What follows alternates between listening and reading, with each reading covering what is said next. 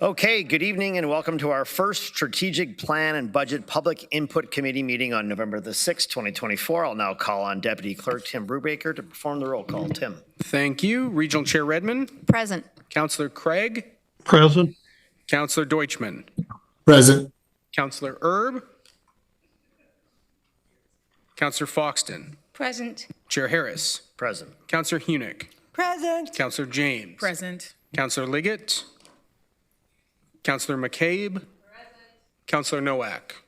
Present. We have regrets from Councillor Salonen, Councillor Shantz. Present. Councillor Verbanovich. Councillor Williams. Present. And we have regrets from Councillor Wolf. Great, thank you. I would like to acknowledge that the land on which we gathered today is the traditional territory of the Haudenosaunee, Anishinaabe, and Chinantan peoples. We acknowledge the enduring presence of the Indigenous people with whom we share this land today, their achievements and their contributions to our community. Colleagues, are there any declarations of pecuniary interest? Seeing none, I would like to welcome folks tonight to our public input session. I will say anyone that registered before the deadline will have 5 minutes. Anyone who registered after will have 3. So with that, I will call, actually, Michael, no, that's me. It was like Michael Andrew Reeves, but I'm only on one eye tonight. But Andrew Reeves, he's not available today and has in fact rescheduled for the next public input session on the 27th. So I'll call on Jamie Stife. If they're here in person or online, you've got 5 minutes from Waterloo. Jamie? Okay, we can punt them to the end if Jamie in fact shows up. I'll call on Tara Lynn Weaver. Tara Lynn. Okay, same there. Alexander Ostriker from the Conestoga Students Inc., VP of the Conestoga Students Inc.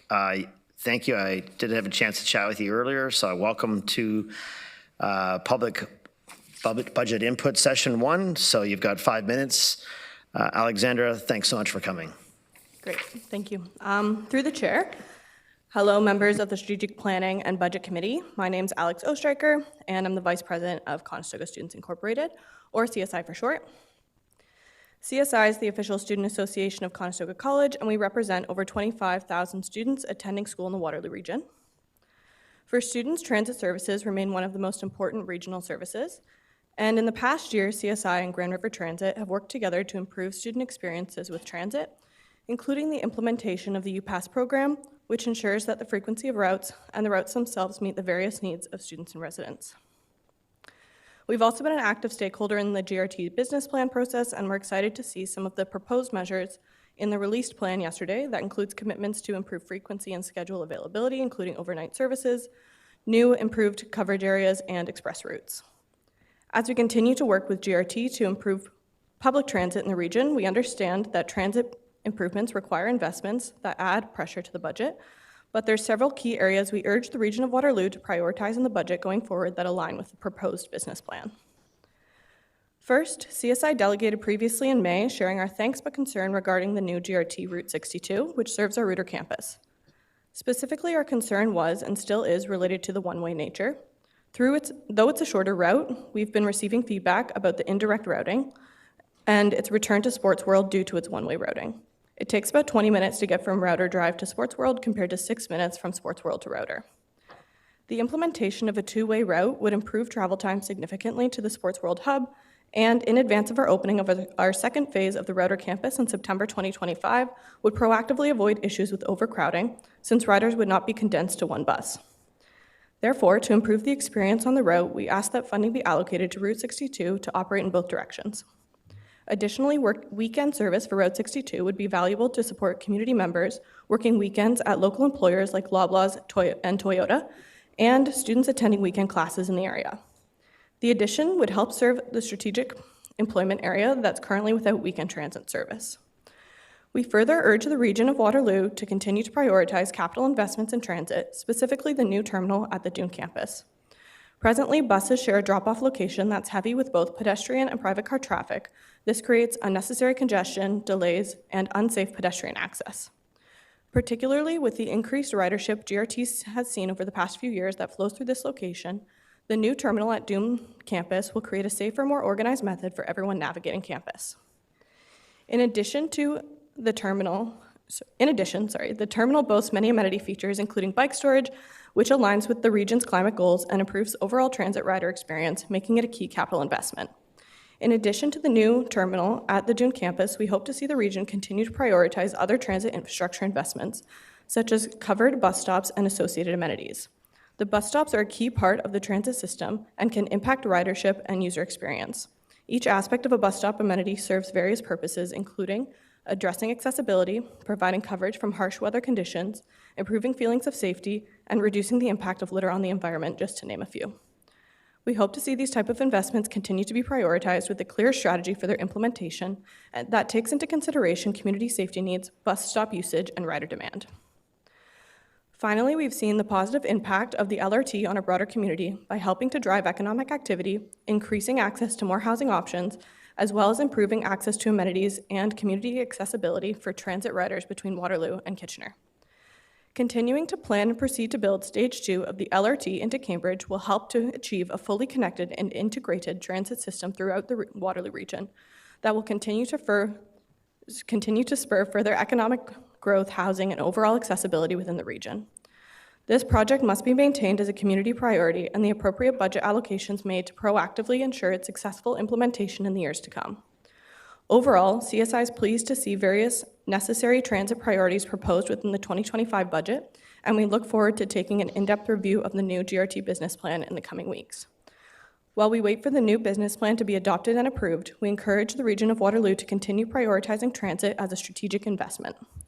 Lastly, I'd just like to say thank you for your time, and I'm happy to answer any questions that you may have regarding CSI's priorities here today. Thank you very much. We have one, Councillor McCabe. Thank you, through you, Chair. Thank you for coming in this evening, and thank you for speaking specifically about transit. I think that's something that over the last couple of years we've certainly, and prior to that, but certainly particularly over the last couple of years, we've invested more. I think last year was an additional 53,000 hours, and this year we're still going through the budget process, but it's somewhere in that same neighborhood. So I appreciate that you're coming and explaining how important it is for students from Conestoga. My question was going to be, did you know about the mobility, the business planning process that is happening right now? But just in your final remarks, you did indicate that you're aware. So I would just encourage you to share that as widely as possible, because the more we hear from people about what transit can do to improve, their ability to get around the community, the better informed we will be. So thank you very much.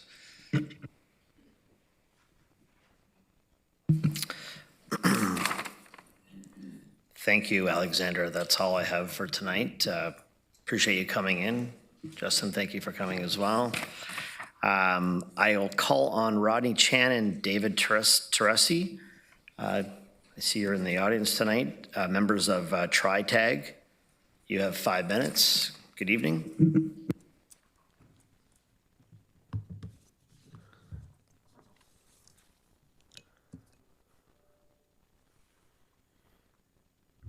Hi, my name is Rodney. My name is David. And we're here to represent TriTag, and we wanted to let you know we're back. Thank you, Councillor Deutschman, for the last time I delegated telling me about this group that's been kind of dormant the past few years, but we're happy to see we have a lot of new members. Next slide. We want to talk a few things about transit. That's the overview. Oh, okay. Recently, TriTag has been participating in Canada Transit Action Week in cooperation with transit advocacy organizations across the country, including Vancouver, Edmonton, Windsor, Essex, and Toronto. Next slide, please. We had dozens of people show up to support public transit and to urge the federal government to fund transit operations. We had MP Mike Morris there sign our transit pledge, and MP Bardish Chagger come and voice her support. Next slide, please. The Transit Action Week culminated in a transit summit and lobbying day in Ottawa with different mayors, MPs, transit advocacy organizations, and transit agency chairs to call on the federal government to speed up the public transit fund and to open it up for operations. Next slide. Even though upper levels of government have the responsibility to pitch in and fund public transit, the region also has a responsibility to fund the frequent transit network. I created the slides were due before the business plan was released, so a few things are going to be changed. Next slide. Yeah, so at the moment we really have only two what we would call frequent routes that operate frequently, 15 minutes or better every day of the week, including off-peak. These are the ION service and the 7, and notably both of these run north-south, whereas a lot of the growth in the region is happening not quite on that linear axis. So the proposed frequent transit network that's part of the 2025 GRT business plan adds a lot of new connectivity to the frequent transit network, and it really creates a lot of value to people who use transit as their primary mode of transportation around the region. Yeah, so the iExpress is already very close to being a frequent transit network, and we really support the business plan to create a 10-minute frequent transit network across the entire region. Next slide. You can just go through these slides. Next slide. So this is an example in front of a grocery store on a weekend. There's lots of people waiting with their groceries, and half an hour service on weekends is just not acceptable for transit riders. So we're really excited to see a true frequent transit network. Next slide. The frequent transit network is also part of the transportation master plan, and it aligns with the region's priorities. Next slide, please. And for the frequent transit network, Toronto implemented one like a decade ago, and it's been doing really well and spurring great ridership. York Region is trying to implement its own frequent transit network. Next slide, please. We also want to encourage the region to keep fares affordable. I know that the fares were frozen during COVID, which was great for affordability, but a few years ago, the fare was $3.25 and now it's $3.50, and now it's $3.75, and it's nearing $4, and we're concerned about the affordability of it. We also encourage the region to create more fare options for people, like debit or credit or adopting Presto. A lot of people are always fumbling at the fare box trying to figure out if they don't have enough money on the EasyGo card or the cash option, and debit credit just makes it easier. Next slide, please. We also have a few questions about the Kitchener Central Transit Hub. Next slide. According to the website, the construction schedule is supposed to be anticipated this fall, and it's November 6th. So we were kind of wondering if there's any updates or if the region has allocated any funding towards it. Next slide. And we also encourage the region to implement Vision Zero improvements. There have been a lot of collisions on regional roads recently, which have been very sad, and one really near me at Our Needles and Herb. Next slide. We encourage the region to create a dashboard and hold themselves accountable. Next slide. And we also encourage the region to fund Stage 2 ION and get a team to work on it instead of having one staff on the project to control costs. Thank you. Last slide is just conclusion. Next one. Yeah, that's conclusion. Thanks, gentlemen. Do you have a couple questions? Maybe you'd be able to finish up where you were at with that, but I'll go to Councilor McCabe. Thank you, through you, Chair. Thanks for coming in, both of you. And Rodney, just correct me if I'm wrong, but you have that bus, like the Halloween costume. Yeah, that's yeah, like yeah. a bus because you like the Ion so much. You could have worn it tonight. Maybe next time. If Stage 2 ION is built, I will wear it to council in celebration. Okay. I just wanted to make sure I was understanding that the slide that you had that had all the different routes mapped out, and you were itemizing green was 15 minutes and blue was every 15 minutes. Were you asking for more connectivity east and west, and I wasn't quite sure what you were saying about more connectivity, because I was understanding you were saying the linear has good connectivity, but are you talking about east-west? Yeah, I can talk briefly about it and let David have a few words too. Yeah, the map is made by my friend Justin to kind of show the different levels of frequency in the region. Like the green is like a kind of a true frequent transit network. Like it's 15 minutes or better all day, all week, and it's like a truly reliable line. And the light blue is similar, but it doesn't have the evening service or weekend service at 15 minutes. If you'd like to expand. Yeah, it would be really nice to show a map of the 2025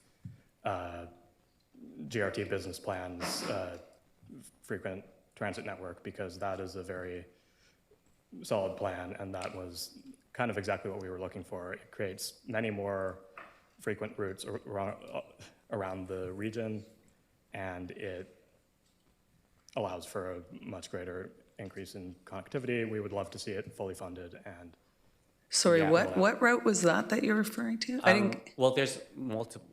yeah,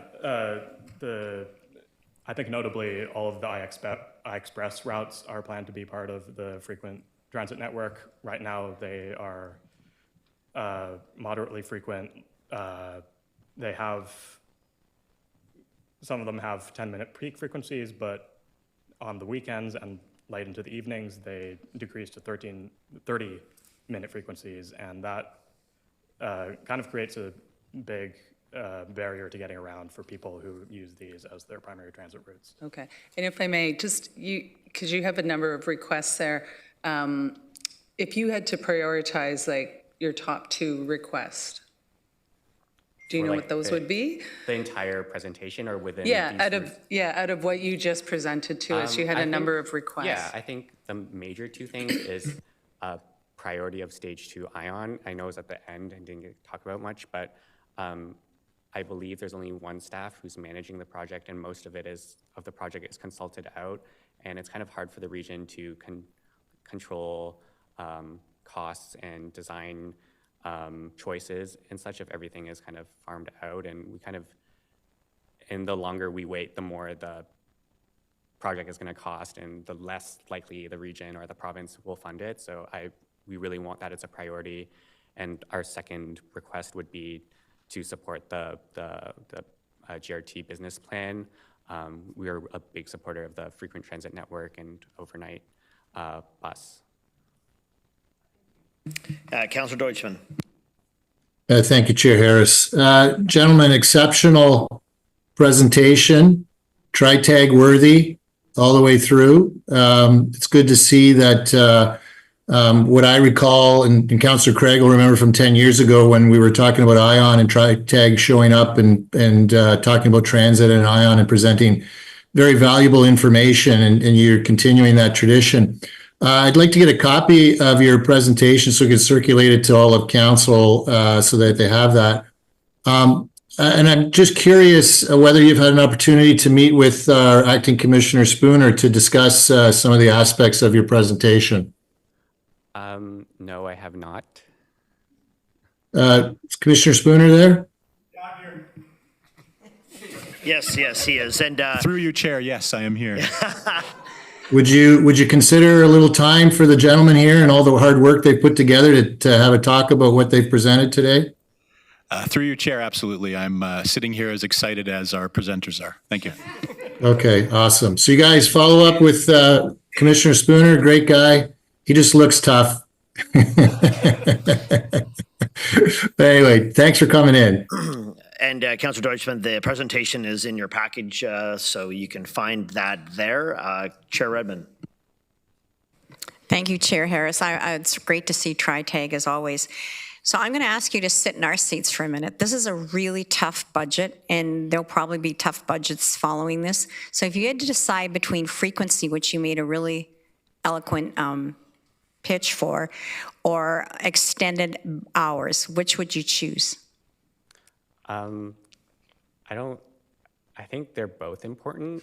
Like, I can't, like, I know I was actually just asked by the reporter, I'm not sure, I was like, I think the budget increase is slated to be like 13% or something, and she was like, considering like such a big increase, and you want to keep fares affordable, and you want all this network, like how do you pay for it? And I don't envy the position you're in, but they're both important aspects. If service is not great in the evening, that means they can't get to where they want to in the evening, and they will just buy a car and take the car during the evening and also during the day. If service is not frequent during the day, people aren't going to use it either.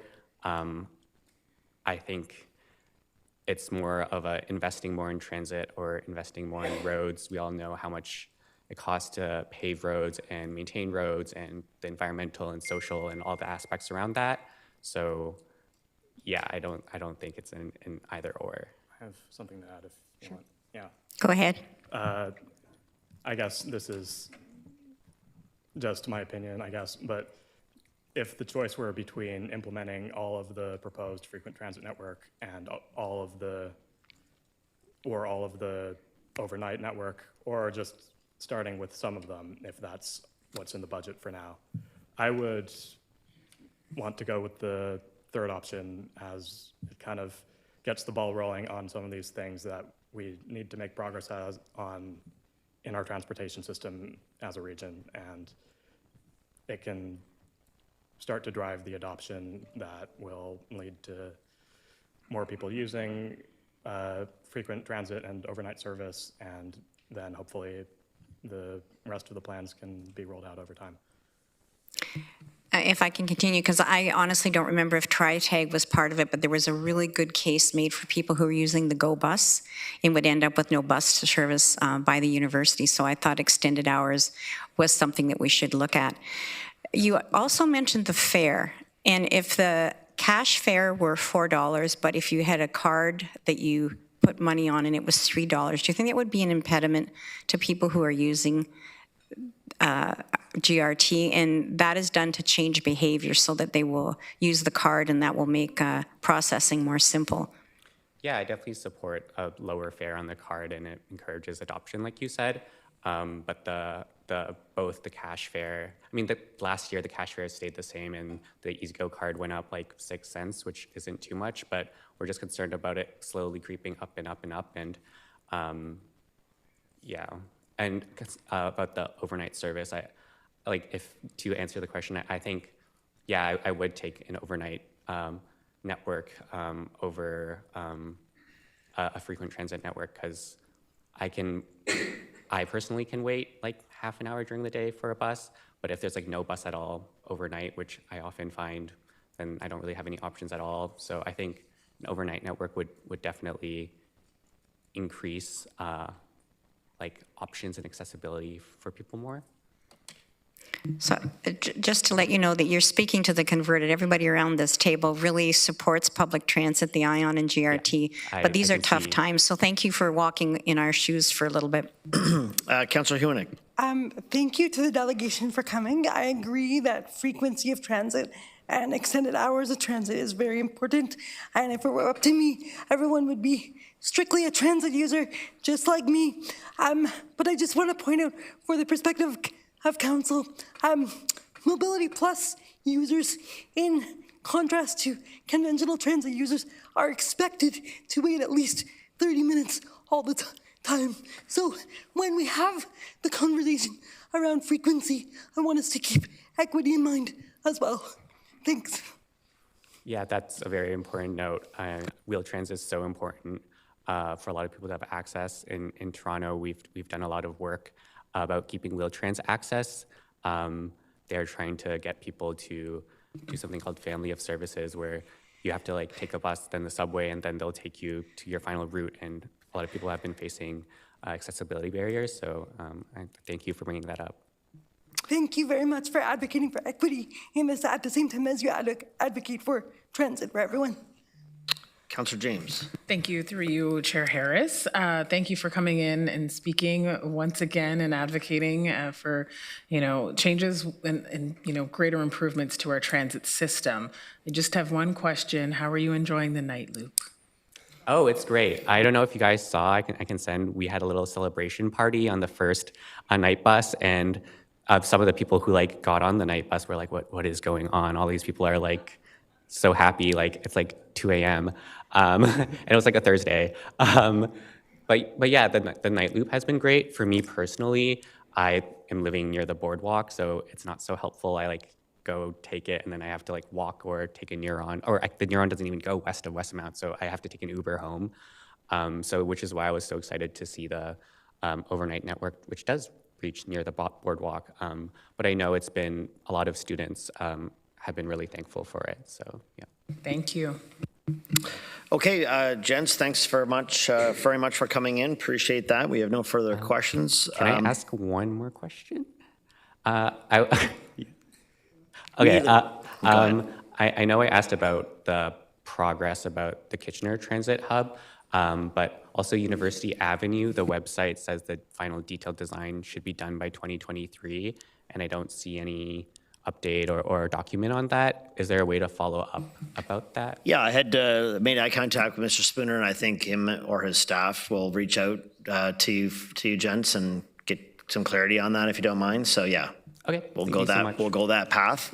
I think Jamie Steiff, did you? Yes. Okay, you are here now. So if you don't mind, you've got 5 minutes. Come on and join us, and thank you for coming.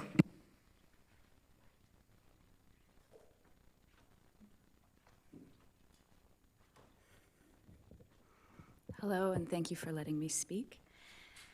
My name is Jamie Steiff. I'm a community organizer based out of Waterloo, where I own a home. I'm here speaking about the 1001 Herbs Outdoor Shelter. As someone who's done volunteer outreach at multiple tent encampments in the region and has done volunteer outreach at the 1001 Herbs Shelter. I know a handful of people who have transitioned through the shelter, leaving because they wanted to, because they were evicted, or in one person's case, because they died there from a preventable death. I'm part of a team of citizens who were asked to help design an independent review of the Herbs Road Shelter this past August. I believe this report has been made available internally within the region. If you read the information that came out of the interviews of present and past residents at the Herbs Road site, you would have learned about sexual assaults of residents, preventable deaths that happened on site, and sexual abuse from a senior staff member that have occurred in the outdoor shelter since it opened in April 2023.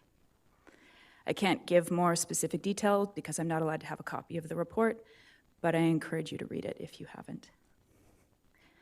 As I have followed the 2025 budget process, I have noticed that housing is one of the top 4 priorities. As I have read the Growing with Care strategic plan that covers 2023 to 2027, I'm seeing that one of your priorities is to eliminate chronic homelessness and the reliance on traditional shelter models. This appears to be a reflection of the recommendations from the Plan to End Chronic Homelessness report, with recommendations that came from dozens of experts across multiple fields throughout the region. It also includes recommendations from a lived expertise table, of which I am a member. I noticed in an October 16th Record article that the Region of Waterloo's Chief Strategy and Communications Officer, Connie McDonald, is quoted as saying, put simply, the scenario, the desire to get the tax rate below 8%, which I know affects me.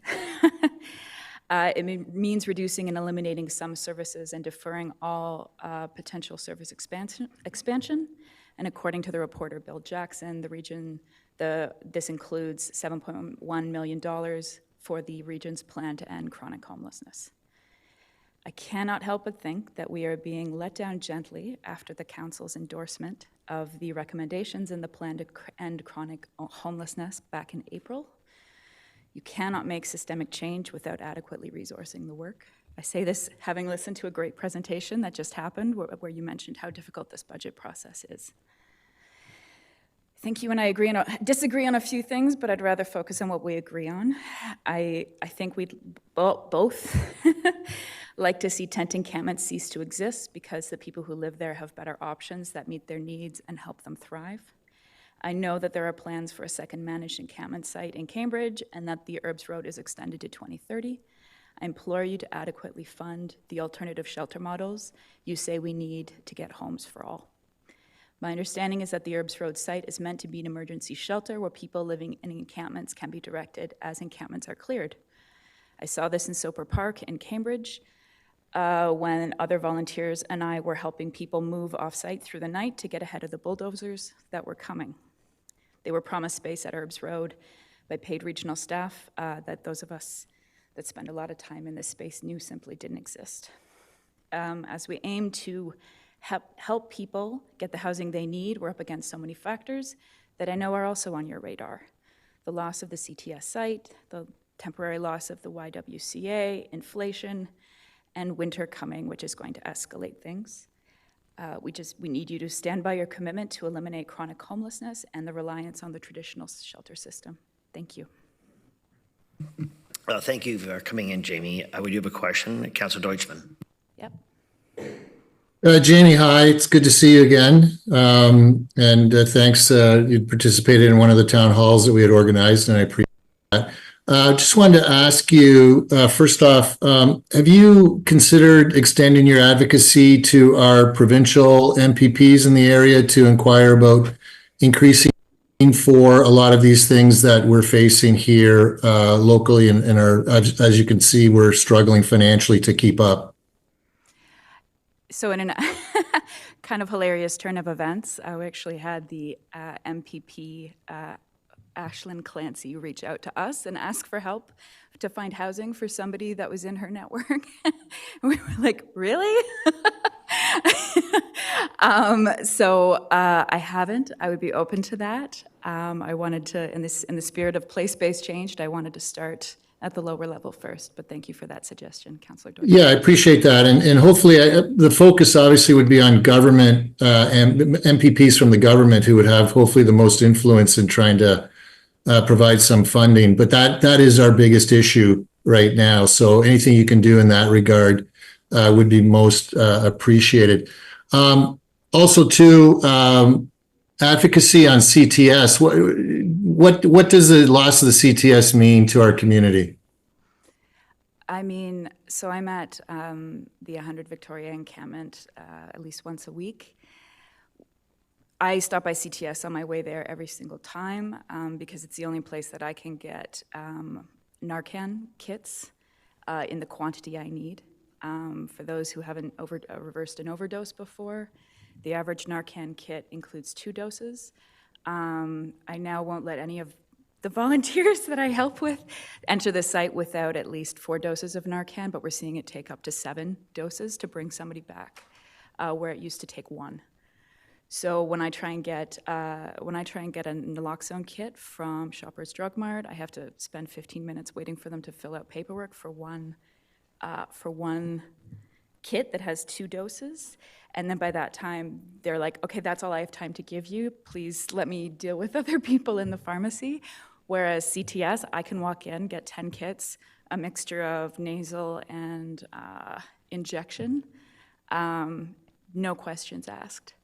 And people are clamoring for them. We've seen instances, like the consequence of people not having access to Narcan. I've witnessed overdoses where somebody will use crystal meth powdered, put underneath someone's tongue as sort of a chemical defibrillator to bring somebody back. If Narcan fails, we're probably going to see more interventions like that. It's a game changer. Yeah, Jamie, thank you. And thank you for all the work that you do in our community. It's important work, and we're appreciative of you being there for the people that are in need. Thank you. Councillor McCabe.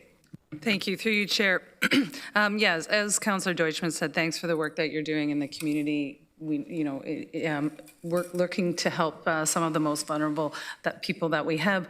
I'm just curious, because you're referencing some of the funding issues in that, and to indicate like that we are putting sort of our money where our mouth is with respect to the plan to end chronic homelessness, because I think we can make a pretty strong case that we are, that we have put money into that. But my question for you, and that we continue to put money into it, and there's some requests that have come forward as part of this year's budget process that we're still considering. So,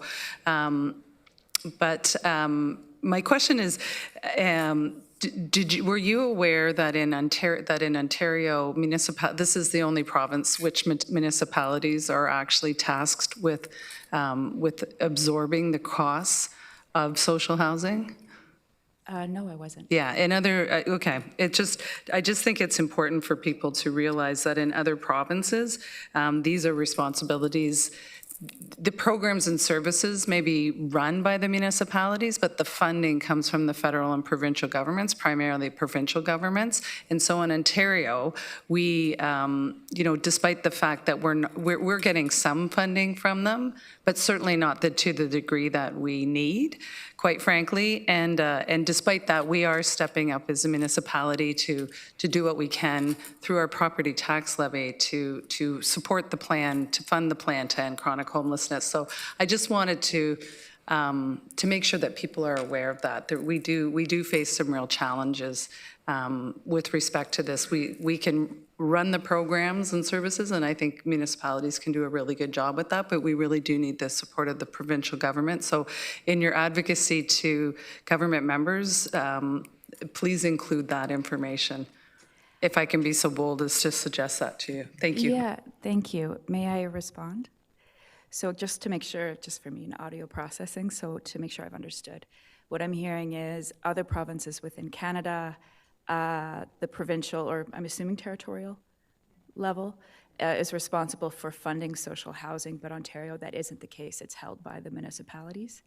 I'd be curious to know how the number of municipalities in Ontario, like when I think of other provinces that have fewer municipalities, like when we think of the concentration of population in this part of Canada, it doesn't surprise me that the province of Ontario can't fund all of the municipalities. But what I do think is that I am drawing from a commitment that, like I'm drawing language from the commitments that this region has made. I'm reading the reports. And also when we're talking about housing for all and to bring in the police budget, because I can't not bring in the police budget. My bias of spending time at 100 Vic is when you're sitting there and security mistakes a bike lock for a firearm, and then suddenly there are 7 cop cars. My bias coming into this is looking at the growth of the policing budget in comparison to something like social housing. This is where I'm seeing a disconnect with what we do currently have. But I do appreciate the call to advocate provincially, and I will see to that as well. Thank you. Thanks, Jamie. Appreciate your time coming in. That's all the questions we have for tonight. Jim Moss from Children and Youth Planning Table. Jim, good evening. Good evening. My name is Jim Moss. I'm the co-chair of the Children and Youth Planning Table. I've been following along closely with your budget and planning efforts, and after watching last week's session, I thought it was appropriate that I come in and offer some data that we've collected to help you make your difficult decisions around budget and planning. In last week's meeting, I was excited to see the inclusion of a data set collected by Ipsos. It was intended to gain a detailed understanding of local residents' awareness, attitudes, and opinions towards the region of Waterloo's services. I was discouraged, however, to see that there were 0 responses from people under the age of 17. There are 120,000 citizens in this age bracket who live in the region of Waterloo, making up approximately 20% of their population.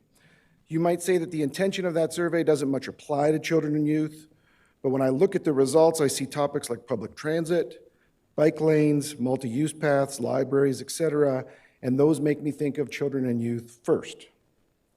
At the CYPT, 2 of our strategic priorities are to center the voice of children and youth so we can advocate on their behalf, and to collect data and generate insights to help us better understand their current and changing state and needs. Your Growing with Care strategic plan identifies equity as a top 4 strategic priority.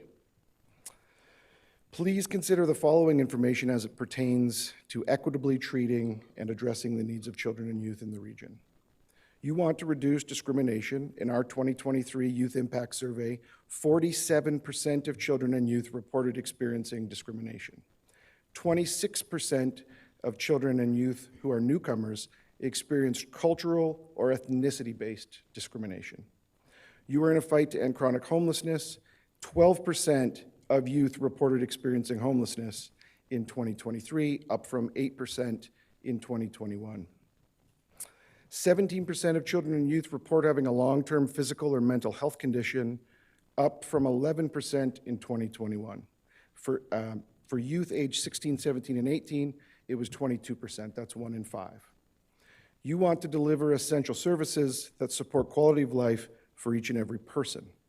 30% of children and youth report not having a regular healthcare provider. 60% of respondents to our survey rank the mental health services that they've received poorly. Recreation and cultural facilities and activities are important to improving health in children and youth. However, in 2023, the data that we collected demonstrated that 1 in 5 young people cannot afford to access the facilities and the activities that are available, and 1 in 5 cannot get to the facilities because they lack access via transit. So we ask that in your discussions and your decisions around GRT and facilities planning, that you take this data that we have available into your consideration. Many of our region's children and youth are in a tough place right now. Their needs aren't being met, and as adults making decisions on their behalf, we need to do better. Your strategic priority of equitable services and offerings requires you to consider these 120,000 citizens of the region, but to do that, you need to know who they are. In the Ipsos survey last week, 90% of the respondents identified as heterosexual and only 10% as non-heterosexual.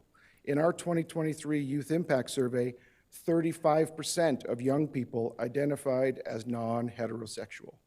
Those are very different numbers and very different populations. Children and youth today are different and changing faster than ever in history. CYPT exists to better understand and advocate on the needs of children and youth today and tomorrow. As part of our routine operating model, we have already collected this data, and I will be able to send each of you 7 disaggregated reports looking at the data from the vantage point of their unique components of their identity and the intersections of those identities.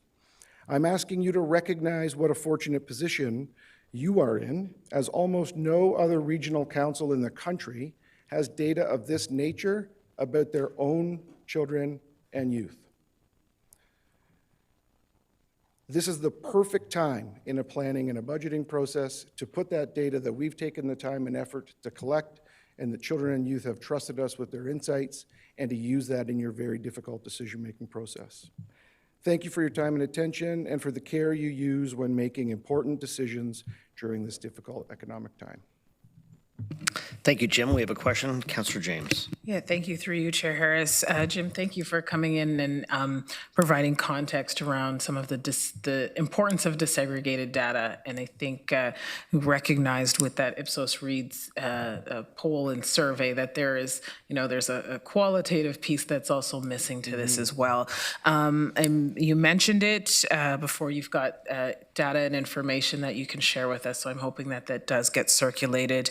And I know last budget, council did commit to a children and youth fund to help with some of the, investment needed as well with some programming and all of that, as well as some of our capacity building and upstream funding. What are you seeing as kind of the biggest need right now amongst children and youth within the community?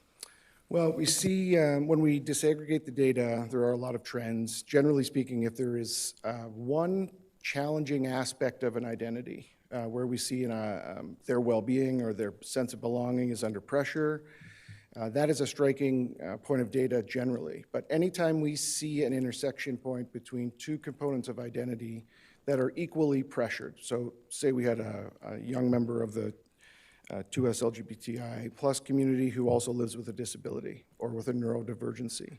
The likelihood that their well-being is under pressure goes from being about 20% under pressure to more likely 40 or 45%. So by having this disaggregated data, we can look and say, instead of trying to solve problems only for this or that identity component, we need to really think that very many of these children and youth embody multiple aspects of these identities, and that we need to consider them in multiple ways. Thank you very much. I'm very conscious of the voices we don't hear from or often are not at kind of the forefront of some of the decision making. So thank you for coming in today. Councillor McCabe. Thank you, through you, Chair, and thank you, Jim, excuse me, for coming in today, and thank you for your work on the Children and Youth Planning Table. I'm just curious, like you referenced two different surveys that were done, one by the region and one by the Children and Youth Planning Table, but which had some very different results. What do you think were the reasons behind that? Well, I think the methodology probably is a major highlight. The population that we're auditing is very different. So even when you look at the preferences, the preferential way of which the Ipsos survey would choose to interact, it would be by the phone. Well, I don't know if any of you have kids, but they don't want you to call them. And they're not answering unless you've texted them first. And if you can't solve it via text, they're not interested. So some of these more traditional approaches to collecting data are quite appropriate for certain population segments. But children and youth are very different, and they have changed more than I think most adults are aware, especially if you don't have children and youth living under your roof these days. So the way that they collect the data, I think, is going to get different data because of who will engage. It's very common for large organizations to not include children and youth in this type of approach because it's high touch, it's sensitive. When you have that data, you have to treat it in a different, more respectful way than you do with adult data. So that's actually very common. I think that's why it's such an important part of our strat plan, is to make sure we have that data to fill the gap when these other standardized approaches leave out children and youth. And so have you shared that? Like the region does a lot of outreach, when we were doing this strategic plan and then, on a regular basis. So and we have representatives that sit on the Children and Youth Planning Table. So has that been shared with staff here and yes. and integrated into the information that we're receiving? I would assume that there was an opportunity to do that, but I wouldn't know definitely that it had happened. Having worked with data and insights for very many years, it's one thing to collect it, it's another thing to generate them, and then there's the dissemination, but the uptake, you can't track the uptake to the same extent. So I'm sure you're all flooded with very much information. That's part of the reason to be back here tonight, is for me to just remind you that this data is there. You might already have it in an inbox somewhere. You may have perused it, but at a time that was not quite as relevant to the decisions that you're making right now. And so bringing that data that already exists back onto your desk at a time when you will find a different context and a different value from assessing it now than maybe when you would have seen it in the past. Okay, thanks. That's really good advice. And just my last question, Chair, is that because of the data that you've looked at and you've received, can you maybe share with us one or two or three things that you're going to do with that, or maybe something that's changed with the plan and the goals for the coming year for Children and Youth Planning Table? Yeah, so disseminating the knowledge mobilization, I think, is a very important part of the priority, of the new priorities, and that is because we have this data, it's very rich. Generally speaking, the data gets underutilized in terms of what it's capable of. And now that we've already got this and we're developing the concepts for how to apply it and who would be best to apply it, we need to build the skill set to take it further down the field. So for example, if any of you were to open one of our reports, find a data point that you thought was interesting and might have context, I would be happy for you to call me, and I'll give you as much time as required to help you understand and question that data point or that insight and how it might best apply. So figuring out how to service that data delivery. We're also working very hard. It's difficult to collect data from children, right? But when we get under the age of 8 and 7, and there's not really an academic standard protocol to that yet. And so we're working hard to develop one and take the risks of learning to collect data directly from the source of children under the age of 8. Councillor James. Thank you, through you, Chair Harris. Just one more question in terms of the data you're collecting. Are you part of conversations with the Community Safety Wellbeing Plan? Is there any connections happening there? Yes. Okay. Yeah. In fact, Next Friday, Thursday and Friday, we're hosting a joint conference, annual conference, where we have invited the different members where there's a lot of overlap, and as well with the immigration partners. Councillor Hewinik. Thank you. I'm looking forward to attending the conference Thursday and Friday of next week, and I appreciate the data that comes through every year, and I think that's a good thing. Speaking more concretely, do you have concrete recommendations for council at this time, other than to make sure that we know the report and that we listen to the voices of youth? Yeah, so something concrete would be anytime you find yourself about to make a decision where you're applying your instincts that are probably informed from an adult population to a child and youth population. So thinking about the GRT, for example, kids don't have money anymore. They have debit cards, they have phones, right? And so when we get to those intersections where we know that children and youth are accessing the services that we provide, we should assume that they utilize and they think about those in extremely different ways. And so we talk about empathy all the time.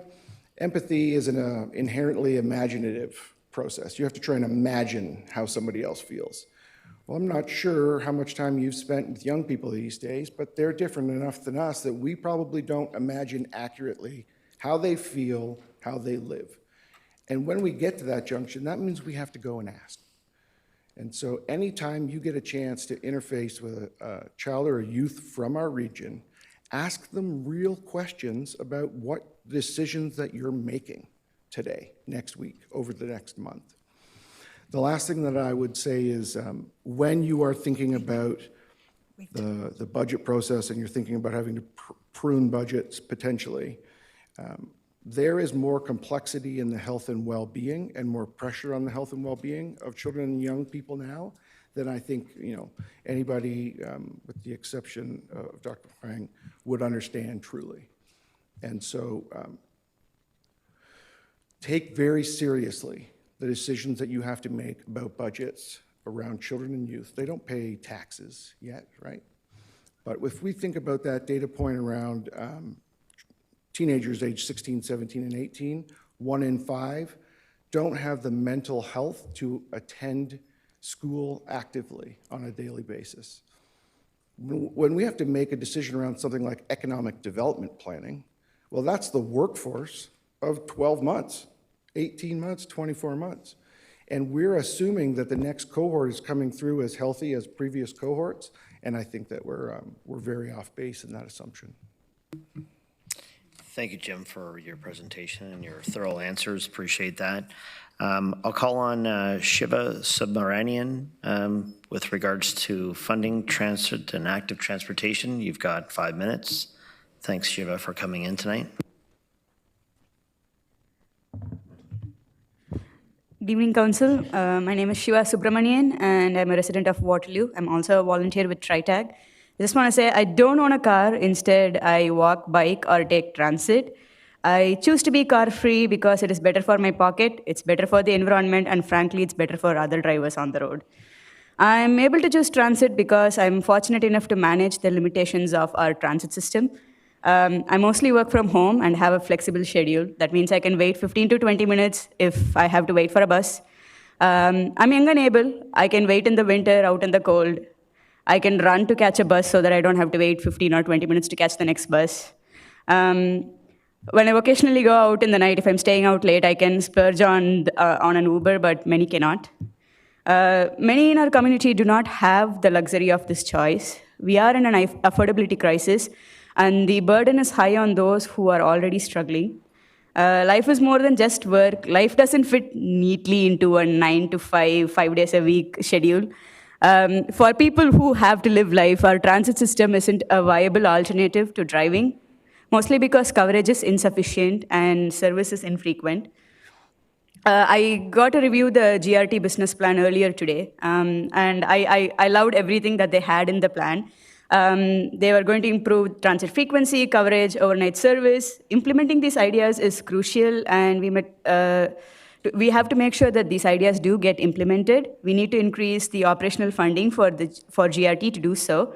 By investing in our transit system, we make it a viable option for everyone. We're reducing the burden on those who cannot afford to own a car and enhancing the quality of life for all residents.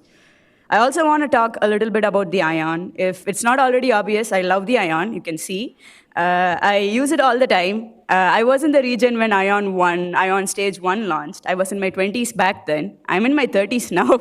And we do not have a timeline or a renewed commitment to build Stage 2. I really do not want to be in my 40s when Stage 2 launches. That would be really, really sad. It takes me around 2 hours to go to Cambridge today from Waterloo. The business plan did include a highway express route. I looked at that. It's a good interim measure, but it would not be enough. Last week, the ION had a disruption for a while. I think it was around in the evening, and all these bus number 7 that was along the route was packed. I was walking from downtown to uptown because the ION was not running, and I was like, I would walk. I think 7 buses passed on my direction, and all of them were full. So you can see like there's a very high demand for ION. Stage 2 is also a longer route. It goes to Cambridge, so the demand would be insanely high. We need Stage 2 to be completed as soon as possible. Recently, there have been many articles on the ballooning costs of construction on public infrastructure projects. If you do not actively manage these projects, we would end up facing a high price tag one day, and it will lead to further delays. Please fund dedicated resources for ION Stage 2. Rodney said there was only 1 staff from the region working on the project. I will take his statement as face value. I hope we do have a dedicated team that's managing ION 2 and ensure that it's completed within budget and on time. I'm confident if we commit to building the ION Phase 2, we'll be able to get it running before the weekend GO train to Kitchener. So let's commit to building a transit system that truly serves our community's diverse needs. Thank you so much for your time. Thank you. Councillor McCabe. Thank you, through you, Chair. Thanks, Shiva, for coming in and for continuing to be a really strong advocate for transit. Just on the ION Stage 2, my understanding, just as an FYI, my understanding is part of what we're, in order to really move that forward, there's a pretty significant price tag to it. So this is something that we again need to look to our provincial and federal counterparts to assist with funding this. So there's some of our limitations will be around, not our limitations, we need to do the planning and the design and all that kind of work, but just we are going to need federal and provincial funding. So I just wanted to make sure that you are aware of that. It's not for lack of interest, I think, by us around the horseshoe or by the staff that are leading the project, but higher order transit like this, absolutely requires funding assistance from federal and provincial governments. Yeah. So anything that you can do, I think we're convinced around this horseshoe that like we're there, we're investing in transit, we're very keen on the ION. So anything that you can do to talk to our government representatives, federally and provincially, that would be really helpful. Thank you. Can I just respond to that quickly? I think Rodney mentioned during TriTag, we did like a transit action week, and we did talk to federal MPs and call for increased funding for the GRT. I think we specifically mentioned funding for the ION and increasing funding for the GRT. For me, at least personally, reaching out to the provincial government has been, I know it's like it's shouting into a black hole or something like that. I've never had, I haven't had good responses from the provincial government or like the MPPs around this in this region, except for a couple of them. But I think the governing party has not been very interested in responding to transit. That's my personal opinion. We will do what we can to advocate for transit funding. I hope like members around the horseshoe are also working with their provincial and federal counterparts to get the funding that's necessary for the region. Thank you, Shiva, for your time tonight. Appreciate that. I'll call upon Sam Gonsalves Horton, speaking to the GRT Business plan, Sam, you've got 3 minutes. Thank you. All right, good evening, councillors. My name is Sam Gonsalves-Horton. I'm a second-year urban planning student at the University of Waterloo. And tonight I will be speaking in favor of the new proposed GRT business plan. My decision to come and speak in front of you tonight was made pretty hastily, as it was only yesterday that I saw the proposed changes for the first time. However, although I probably should be doing schoolwork at the moment, I thought it was essential that I come out and speak tonight. As both somebody who relies on GRT to fulfill my daily needs, as well as an advocate for public transit, these changes absolutely blew me away. But firstly, I'd like to extend my sincerest thanks to Councillor Colleen James for helping to get night transit a foot in the door at Regional Council. Your support is greatly appreciated, and I'm thrilled to see that clearly, based on the proposed improvements, that the demand for night transit is there. Helping to write that original motion for the 91 was incredibly empowering and something I certainly won't ever forget. So again, thank you to Councillor James. If I told myself back in April when I was working on the 91 night bus campaign that by November of next year there'd be a proposal for 24/7 comprehensive night transit, I wouldn't have believed it. This is an amazing proposal, and I think it's an essential next step for the region as we continue to move towards 1 million residents. As our coalition said back in April, and as many have said tonight, our lives do not stop at 12 in the morning. These changes will continue to move towards GRT, making GRT the safest and the most convenient choice for people to traverse the region. The proposal for 10-minute headways on 16 key routes is also essential for the region going forward, and I urge Council to enthusiastically embrace these improvements. GRT has seen an explosion in ridership in recent years, and these frequency improvements will help alleviate exactly the kind of issues that make people pick up their car keys rather than their EasyGo card. I've been denied getting on the 7 more times than I've actually gone to ride it. And my partner actually had to quit their job in Fairview Mall in part due to the crowding and inconsistency. So I'm really, really happy to see the improvements that are being made here. Frequency is freedom. And for somebody who does not ever intend on owning a car, these improvements make my life and the lives of many others so much easier. I love this region. I fully intend to do my co-ops here, finish my degree here, start my career here, and build my life here. And the bottom line is that these changes make it easier for someone like me to stay, if I can find housing, of course. I'd also like to echo the support for my good friend Ronnie Chan and all the lovely folks at TriTag, as well as Shiva as well. Transparency on these projects is of utmost importance, and I think the region can absolutely do better at being a bit more open on these crucial plans. To conclude, I'm just absolutely thrilled with these improvements, and I implore Council to make these crucial investments into our transit system. Thank you. Thank you. Question from Councillor Hunick. Not a question, just a comment. Thank you for coming. I appreciate that you took the time to read the business plan yesterday or today, turned around, prepared a 3-minute delegation, and came and spoke to us in spite of the fact that you could be studying in the moment. I don't advocate cutting school, ever. Knowledge is power, but I appreciate that you also know that speaking to government leaders is also important. And so thank you for making that your priority today. Yeah, thank you. Thank you very much, Sam. That's all the questions we have for tonight.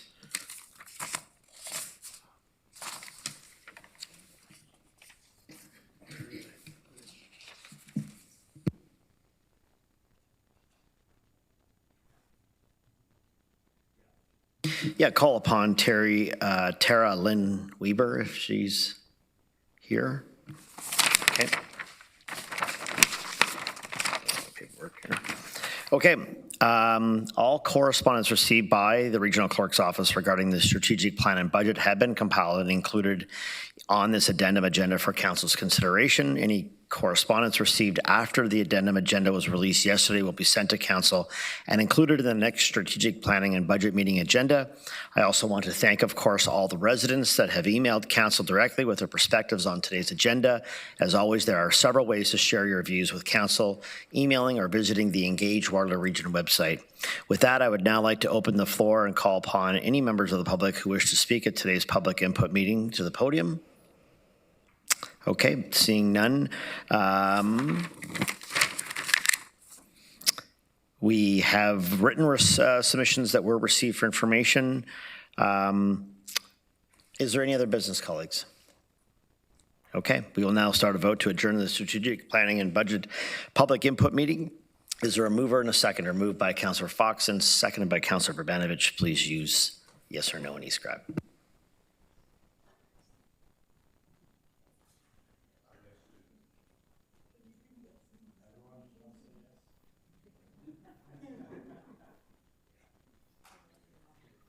Okay, colleagues, that was carried and it's passed, so we'll see you another time. Thank you all for a productive day. Thank you, staff.